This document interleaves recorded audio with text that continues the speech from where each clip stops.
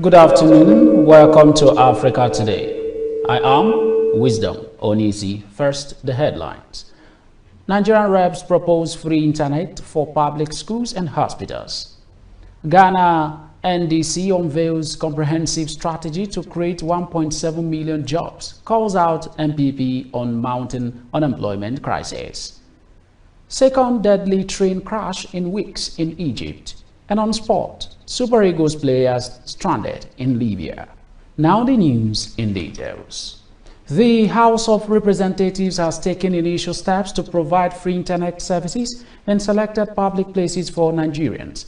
This follows the passage of a bill last week during its first reading titled An Act to Provide a Legal Framework for the Free Internet Access Program in Selected Public Places in Nigeria and for other related matters, sponsored by Abubakar Kusada, the representatives of Kankia, Ingwa Kusada, Federal Constituency, Katsina State.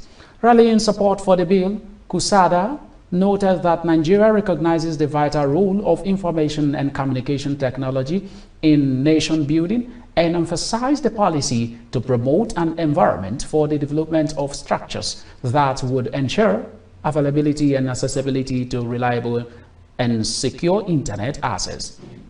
A copy of the bill obtained by Newsman shows that public places covered under the proposed law include federal, state, and local government offices, secondary and tertiary institutions, and public hospitals, including health centers in rural areas. Other locations listed include police, army, navy, and custom barracks, public parks, plaza, libraries, and reading centers, public airport and seaport, and public transport terminals. Away from that, we have you know that governors who are members of the People's Democratic Party, PDP, are having an emergency meeting today, sequel to the gale of suspension that hit its top officials last week. The National Working Committee, in support of the acting national chairman Umar Damagu, had announced the suspension of the National Legal Advisor, Kamadin Ajibade, and the National Publicity Secretary, Dabo Ologunagba, for the alleged disloyalty. But another faction of the NWC consequently announced Damagun's suspension alongside the party's National Secretary, Samuel Ayawu, for alleged anti-party activities. Damagun had been acting national chairman since last year after the suspension and subsequent sack of Iocha Ayu as chairman. The party has been embroiled in internal crisis since it lost federal power in 2015. We also have you know that the Labour Party presidential candidate in the 2023 general election, Peter Obi, has lamented the persistent incident of killings, kidnappings, and other violent crimes across the country. In a post through his X handle, Obi lamented the killings of some media crew as well as policemen who were attacked in tragic ambush along the Ihiala-Olu Road, Anambra State, a few days ago. The disease we are traveling to cover the Super Eagles 2025 African Cup of Nations AFCON qualifiers against Libya. The former Anambra State governor, who said that the situation has continued unabated and is worse by the day, stressed that non-state actors have continued to inflict pain and sorrow on families whose loved ones are often kidnapped and sometimes killed in gruesome manners. Now, when we return, news from other parts of West Africa. Please stay with us. This is Hillstv. Quality broadcasting is what we'll bring to you. Now we be this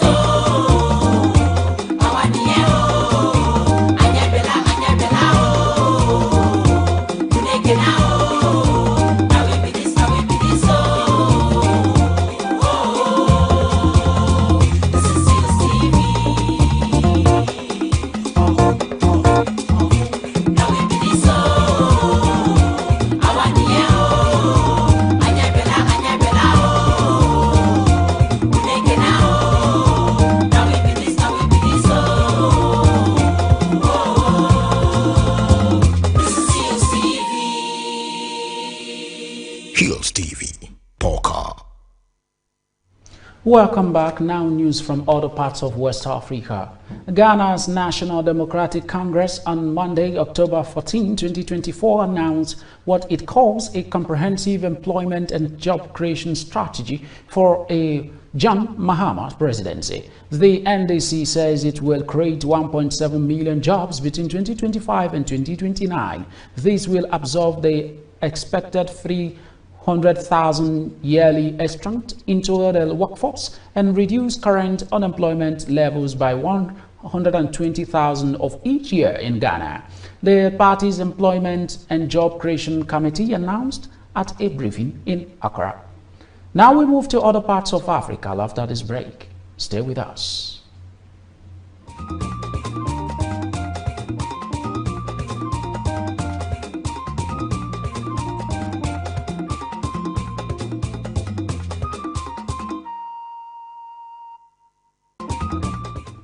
Welcome back. Now news from other parts of Africa.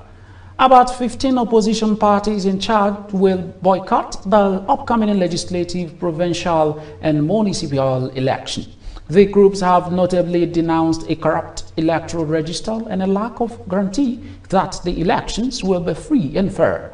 The polls are scheduled for December 29 and hopeful will be allowed to submit their candidacy between October 19 and October 28.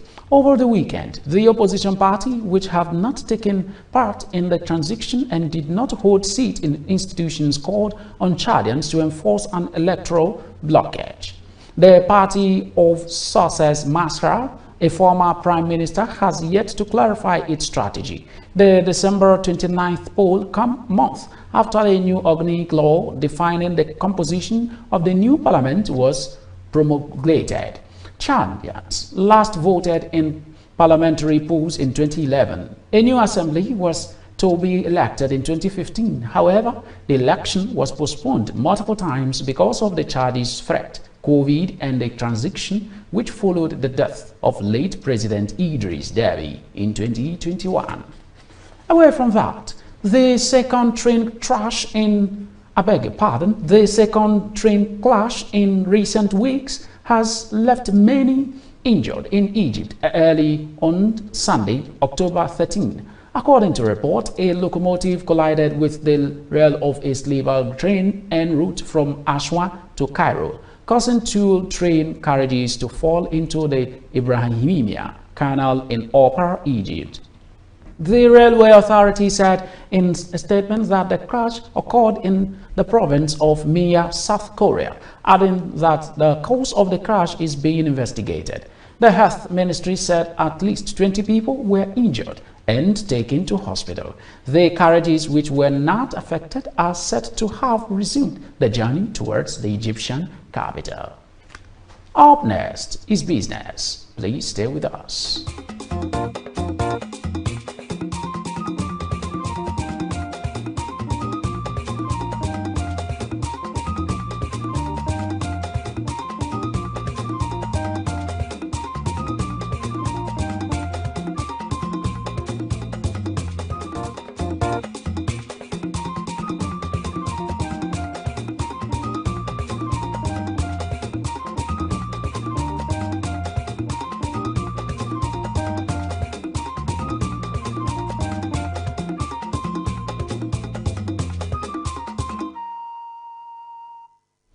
Welcome back now to business news. The Nigerian federal government has proposed introducing a tax payment option that enables individuals to pay their taxes in installments. It introduced this in the Nigerian Tax Bill 2024 recently submitted to the National Assembly for consideration and approval. This means that each person now has the flexibility to fulfill their tax obligations either by making a single lump sum payment or by spreading the payment out over time and settling before the designated due date for filing. The government also proposed the creation of a special account by the Accountant General of the Federation for tax reforms. Last week, the government instituted a comprehensive set of fresh tax reforms aimed at significantly boosting revenue collection. The 4 new bills sent to two chambers of the National Assembly are aimed at giving legislative frameworks to some proposals of the Presidential Fiscal Policy and Tax Reform Committee headed by Taiwo Ayedele. Away from that and still on business news, the Director General of the Securities and Exchange Commission, Emotomi Agama, has stated that Nigeria needs over $50 billion to bridge its infrastructure gap. Agama disclosed this during a panel session at the Stakeholders Program themed Financing the Future in Nigeria in Lagos recently. He emphasized that the capital market has the capacity to play a role in financing this gap, provided that adequate awareness and education are fostered among investors. He noted the capital market potential in mobilizing funds across various sectors, stating the capital market is the barometer of any economy. He stressed that Nigeria had the potential to achieve a $1 trillion economy as envisioned by President Bola Tinubu. The ambition, he said, could be realized through the effective utilization of the capital market alongside sectors such as mining, oil and gas, construction and housing. Still to come is sport. Please stay with us. This is Hillstv. Quality broadcasting is what we'll bring to you. Now we be this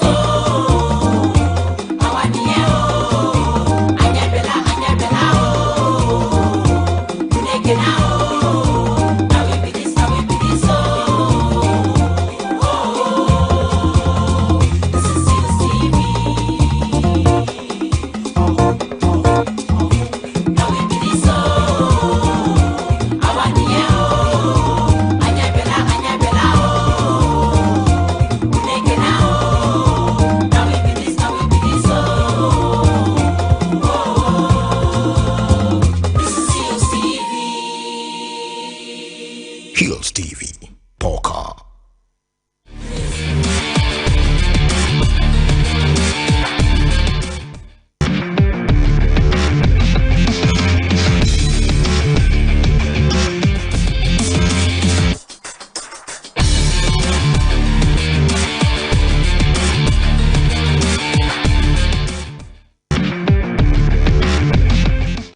Welcome back now to Sport News. The Nigerian Football Federation on Monday decided to pull the Super Eagles out of Tuesday's 2025 Africa Cup of Nations qualifier against Libya. This follows a frustrating 12-hour ordeal at Al Abrak International Airport in Libya, where the team has been stranded since their arrival on Sunday afternoon.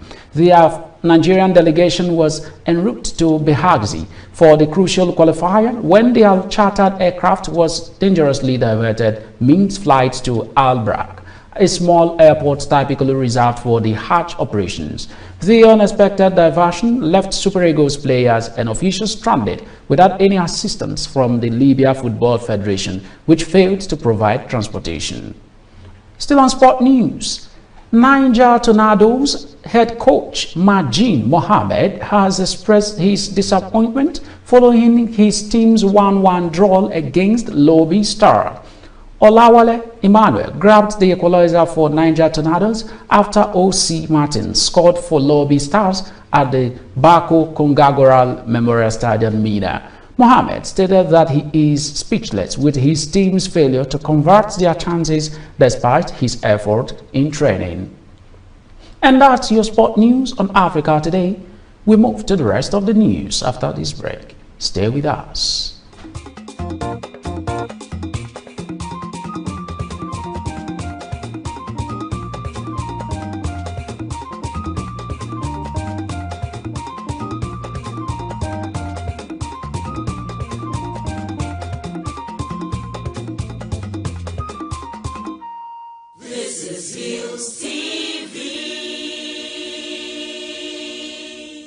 Quality broadcasting is what we'll bring to you. Now we be this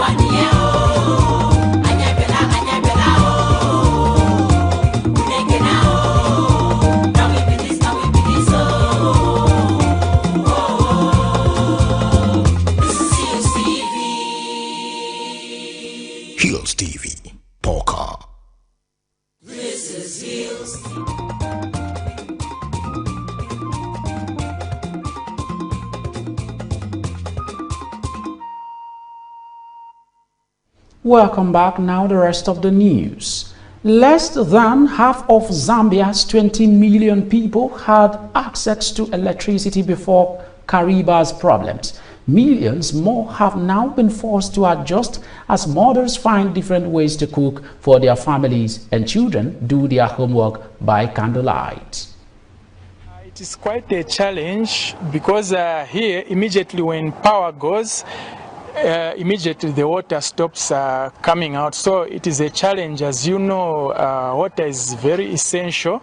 And then the other challenge is that, things in the fridge, she's even tired of throwing them off because of this same power outage, things are getting rotten in the fridge. Basically, to diversify our energy mix, the 85% dependency on hydro obviously has been a risk because we needed to have a mix of renewable and non-renewable energy sources so that in case one fails, we are not put in a crisis like the one we are in. So that has been our input into government. Zambians are facing a daily struggle to find electricity during a climate-related energy crisis that robbed the southern African country of almost all its power. Zambia's worst electricity blackout in memory have been caused by a severe drought in the region that has left the critical Kariba Dam, the source of Lake Muzanda's woes, with insufficient water to rush its hydroelectric turbine. Kariba is the largest man-made lake in the world by volume and lies 200 kilometers, that is 125 miles, south of Lusaka in the border between Zambia and Zimbabwe. And that's Africa Today. But before we go, we bring you the headlines once again. We brought to you that reps propose free internet for public schools and hospitals. We informed you that Ghana's NDC unveils comprehensive strategy to create 1.7 million jobs, calls out NPP on mounting unemployment crisis.